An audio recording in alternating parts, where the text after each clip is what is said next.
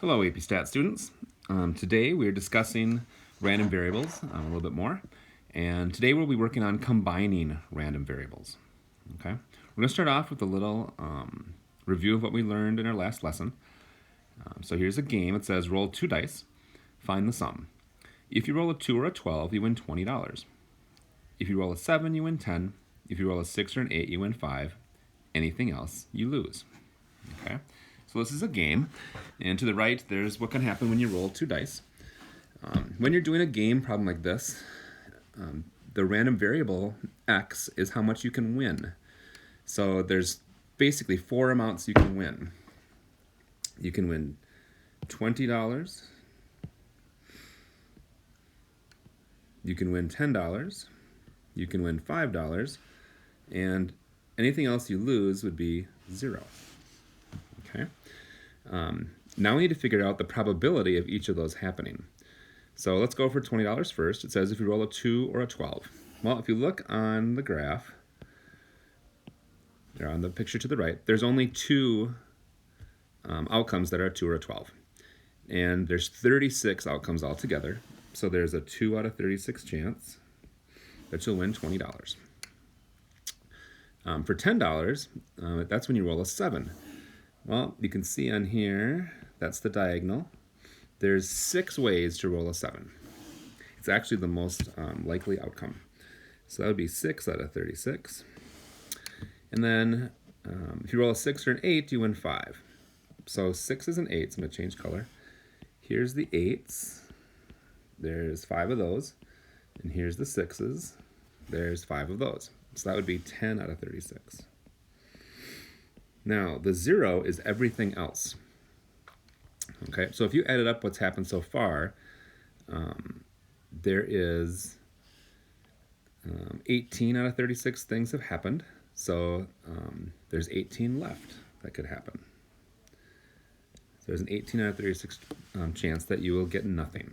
Okay, so to find the expected value of how much you can win, you'd have to put the x's in L1, the p of x is in L2, and then do one variable stats on L1, L2. Remember the formula is this. We're going to add up x times p of x, those products. So I'm going to do that on my calculator. And on my calculator, I get the expected value as $4.17. Now remember, in this game, there's no actual way to win $4.17. The closest I can get to that is the $5. But the expected value in a random variable situation is the average winnings across many, many, many plays. Okay, so think law of large numbers. You play this game, 1,000 times, you should average winning $4.17 per play. The standard deviation off my calculator as well is 534. Okay, so you'd average $4.17 with a standard deviation of about $5.34. So typically you'd win somewhere, plus or minus 1 standard deviation around the mean. And then the third question says, how much should you charge if you want to make money on this game? Well, anything more than $4.17 will make you money in the long run. Okay. So maybe in this game, a good amount to charge would be like $5. Okay, if you charge $5, you're going to average 83 cents for every time someone plays.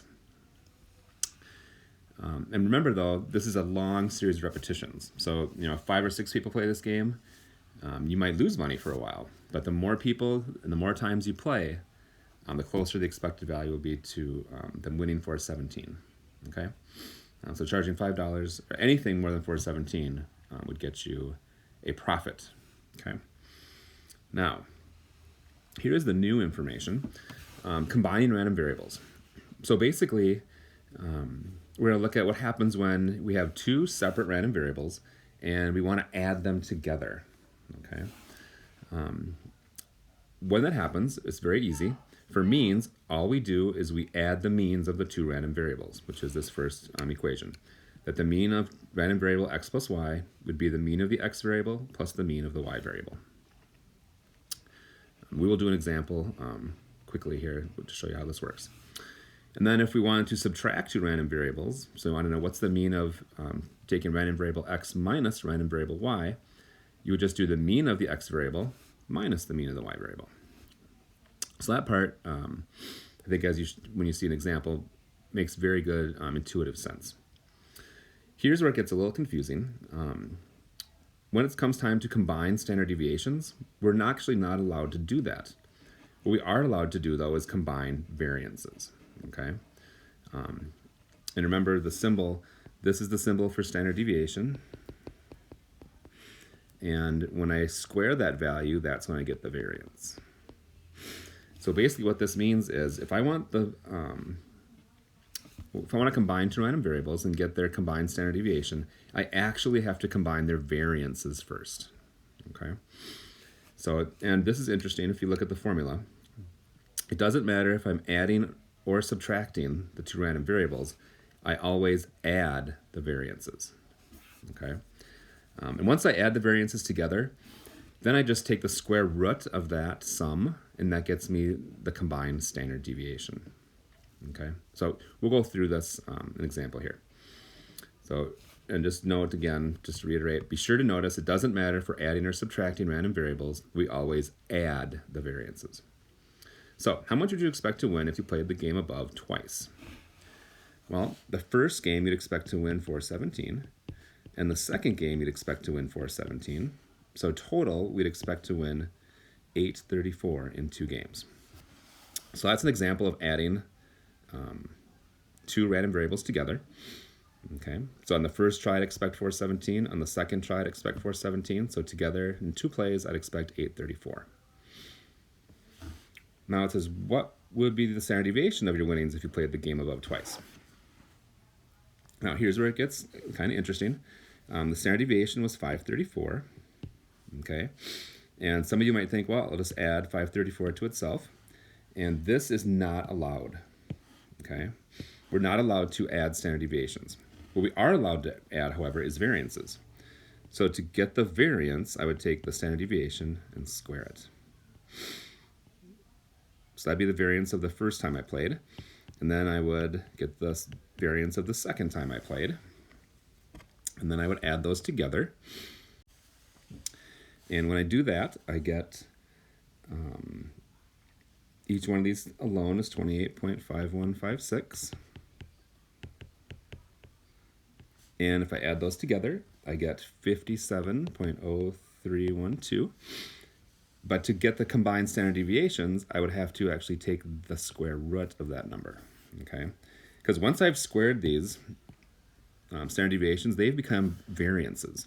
When I add these together, what I'm really getting is the combined variance, okay? And I need to turn it back into the original units of the problem by taking the square root. So when I take the square root of that, I get 7.55. Okay, so that would be the standard deviation of my winnings for playing this game twice. And notice if I'd have just added these two together, I would have gotten 10.68, which would have been higher than the 7.55. Okay, so we're not allowed to add standard deviations together. So you turn them into variances first by squaring them, and then you can add them together. And then at the very end, though, you'll have to take the square root to get back to the original standard deviation units of the problem. All right, so here's another example. So it says, suppose a used car dealer runs autos through a 2-stage process to get them ready to sell. The mechanical checkup takes an average of 90 minutes with a standard deviation of 15. So mechanical average of 90 minutes, standard deviation of 15 minutes. And then it says the appearance prep, like washing, polishing, vacuuming, etc., takes an average of 60 minutes. We'll call this the washing, with a standard deviation of 5 minutes. Okay, so there's my two distributions. I have means and standard deviations. So it says find the mean and standard deviation of how much. Oh, I'm sorry, got a little ahead of myself. This question says, what is the mean and standard deviation of the total time spent preparing a car for sale? So I want the total time. So I'm going to take the mean of the mechanical check plus the mean of the wash. So that'd be 90 plus 60. which is 150 minutes. So on average, to do both of these tasks, to check over the mechanical part of the car and to wash it, would average about 150 minutes. Now, to find the combined standard deviation of the mechanical plus the wash, we are not allowed to just add 15 plus 5, okay? We have to find the combined variance first. So I'm going to find the variance of the mechanical time and the variance of the wash time. So that means I have to square 15 and 5.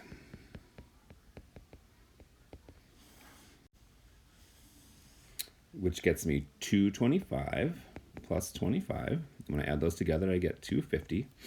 But that is the combined variance. So I need to take the square root of that to get the combined standard deviation.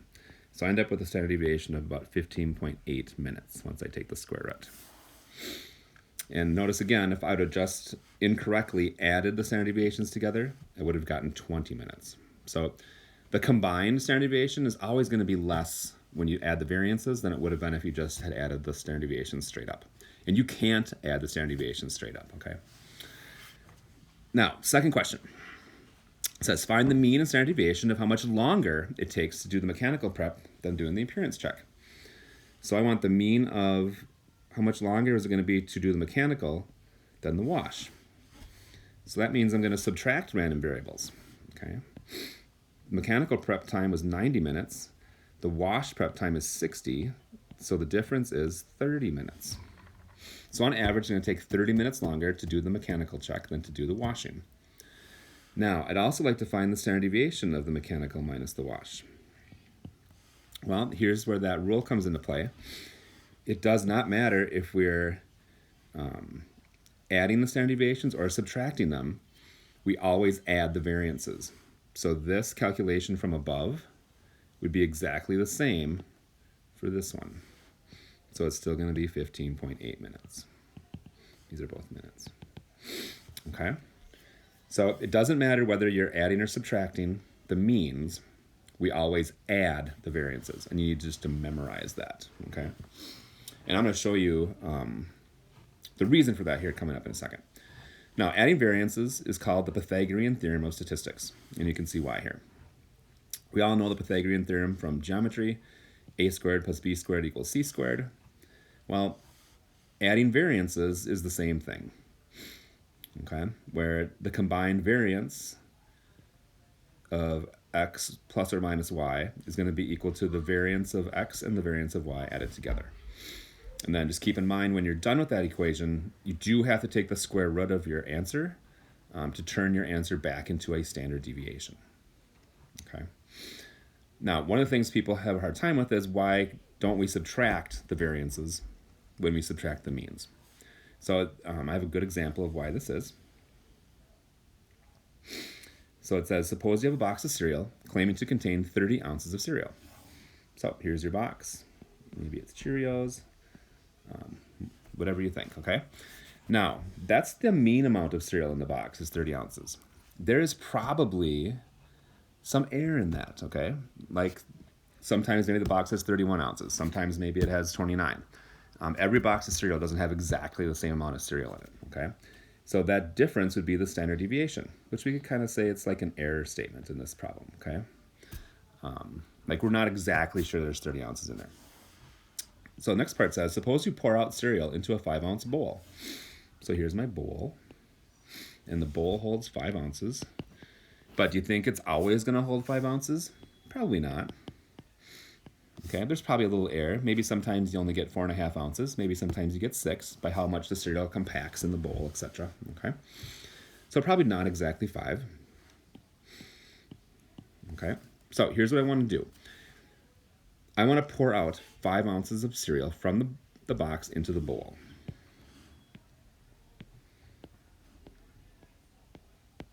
Okay, so the question is, how much cereal is left in the box? Well, I would do 30 minus 5. So I'd average about 25 ounces left in the box. But would it make any sense at all to take the error from the box and subtract the error from the bowl? I don't think so. I think it makes more sense that this is going to be off by a little bit, this is going to be off by a little bit, And the total error would be to combine those two together, okay? We're not going to get less error because there's error in both places, okay? So that's why in this situation, we always add the variances, okay? And then of course, to get the final answer, we would take the square root to get back to the standard deviation units, okay? So even though we're subtracting means, we're not getting less error. We're actually getting more error because we're combining the errors of the two random variables together. All right, so my next example here, example 2, Mr. Lang and Mr. Cater are avid golfers. Suppose Mr. Lang's scores average 100 with a standard deviation of 10, and Mr. Cater's scores average 90 with a standard deviation of 8. So mean of Lang is 100. Standard deviation of Lang is 10. And the mean of Cater is 90, so Cater beats Lang most of the time. And the standard deviation of Cater is 8. Okay, so Cater beats Lang most of the time, and I would say Cater's more consistent than Lang because his standard deviation is less, which means his scores are closer to 90 all the time. Okay, so I want to find the mean and standard deviation of the differences of their scores, Lang minus Cater. So I would subtract the means. Okay, so the mean for Lang was 100, the mean for Cater was 90. Cater beats Lang by 10 strokes on average. Now, for the standard deviation, even though I subtracted the means, I'm still going to add the variances. Okay, so I have to square both of those. So it'll be 100 plus 64. So 164 is the combined variance, and then I'm going to take the square root of that to get the standard deviation. And I get 12.8. Okay, and again, notice if I had just added my two standard deviations together, I would have had 18, but we're not allowed to do that. I have to add the variances, so the combined standard deviation ends up less than that. Now, this is an interesting twist here. It says, assuming their scores are normally distributed, find the probability that Mr. Lang will win on any given day. So I really like these are cool problems. So it says their scores are normally distributed. So that means their difference in scores will be normally distributed. And apparently, Cater always beats Lang by 10. So he averages a win of 10, and the standard deviation of the difference between their scores is 12.8. We got that above. Now, when does Mr. Lang win? Well, this 10 stands for Cater wins by 10. So if I go down to where Cater wins by 0, that means we tied, and anything less than that on this graph would be Lang wins. Okay, if the difference was negative. In other words, if my score was lower than his. So, how can I find this? Well, z-score. So I'll do z of 0 minus 10 over 12.8. And that is negative 0.78. And then I'm going to use normal CDF to look that up. I'd look up negative 10 to negative 0.78.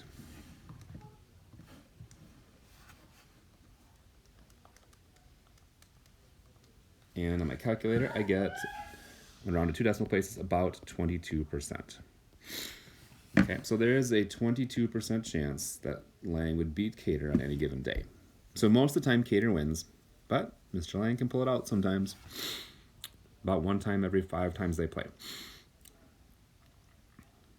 Now, here is another example just to kind of tie this together.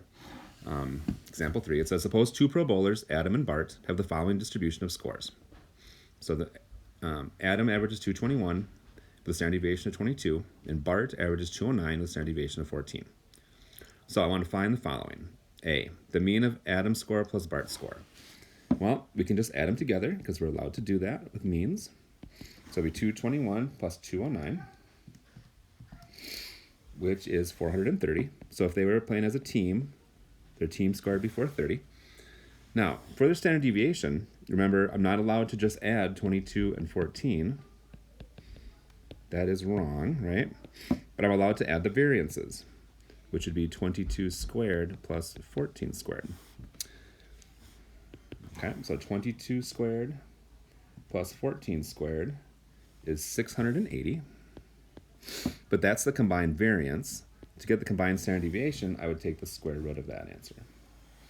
So about 26.1. Okay. Now, part C says, what's the mean of A minus B? So I want to know, how much does Adam beat Bart by usually?